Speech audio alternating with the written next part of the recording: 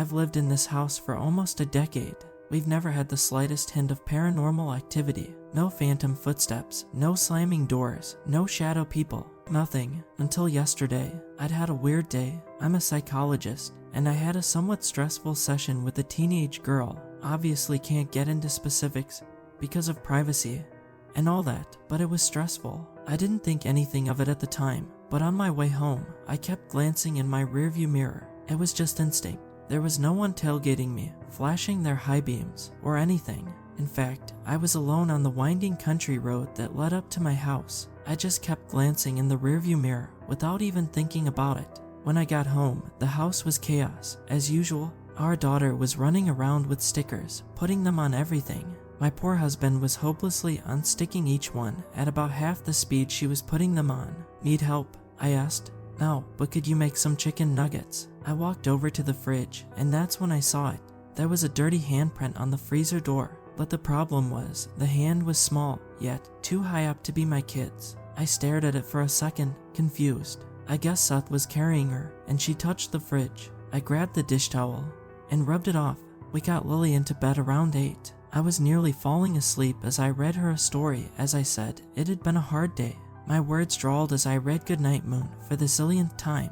My arm felt like lead on the pillow, but then Lily said something that woke me right up. Mommy, she said, who's the girl in the fireplace? I looked down at her. The girl in the fireplace, she repeated, indignant. Who is she? My throat went dry. There's no girl in the fireplace. There is, she insisted. The girl with no face. She was sitting in the fireplace. Okay, let's go to bed, I said, though my heart was pounding. Time to sleep.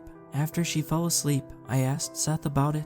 Didn't say anything to me about it, he said. But that's creepy as hell. I know, I wanted to just go to sleep and forget about it. But eventually, my anxiety got the better of me. Sometimes we leave the door unlocked. Sometimes Sammy, the girl a few doors down, comes over unannounced to play with Lily. What if she got stuck in the fireplace?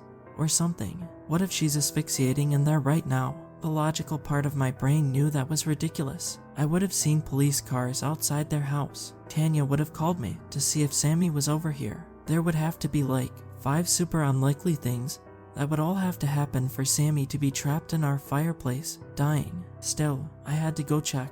I'm just going to check the fireplace, I said, starting for the door. Seth laughed. She scared you.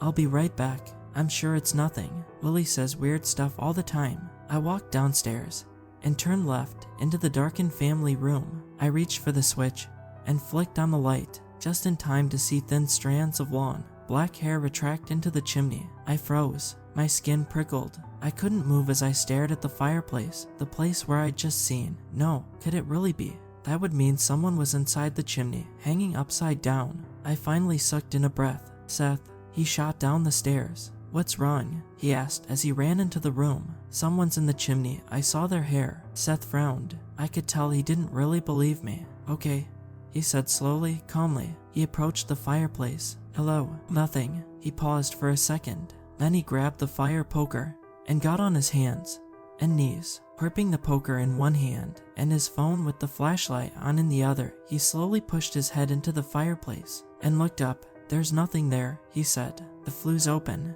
Though, so good thing we checked. He pulled his head back out and closed the flue. It clanged shut. I didn't open the flue, I said. Neither did I guess we left it open after the last time we lit a fire, which was, damn, like 2 weeks ago. Man, that's probably like $50 of heat we've been paying for. He started for the stairs. Are you sure there was nothing there? Absolutely positive, he replied. I swallowed. Had I imagined it? As a psychologist, I knew the brain is a funny thing. A bit of hair or dust in our peripheral vision can seem like a face or a shadow person to our brain. Our brains are programmed to recognize faces, humans, danger, like seeing faces and patterns, pareidolia. I got on my hands and knees and looked up into the chimney just to make sure the flue was closed. Then I headed back upstairs. Something woke me up in the middle of the night. I rolled over and looked at the clock.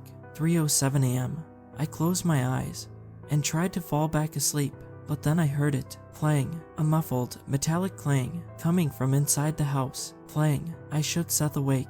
As he was getting his bearings, I ran over to Lily's room. Relief flooded me as I saw her fast asleep in bed. Seth stumbled into the hallway. What is that? He whispered, I don't know, should I call the police? Playing, this sound was louder than the others. And then, thump, coming from our family room. Seth ran down the stairs. I heard his footsteps recede into the family room, and for an agonizing moment, there was silence. Then he shouted, call the police. Now, when the police arrived, I realized why he was so panicked. There were sooty footprints on our family room floor. Bare feet, small, like those of a child. They wound in a sinusoidal pattern until fading and disappearing when they got halfway across the room. There were no footprints leading back, and the flue was open again. I don't know what to do. The police didn't find evidence of anything. They insist the footprints must have been caused by Lily. I know they weren't. She was fast asleep, and she told me she didn't make them. And I keep thinking back to that stressful session I had with that teenage girl. During the session, she was upset, and she grabbed my hand. A little weird and boundary crossing, but she was crying and desperate for comfort. When she finally removed her hand, there was this blackish, sooty smudge on my hand. I'd figured it was just some eyeliner or mascara or something, even though she looked like she wasn't wearing any. Now, I'm not so sure. This morning, I dialed her number to schedule her next appointment, and all I got was a robotic voice telling me the number had been disconnected.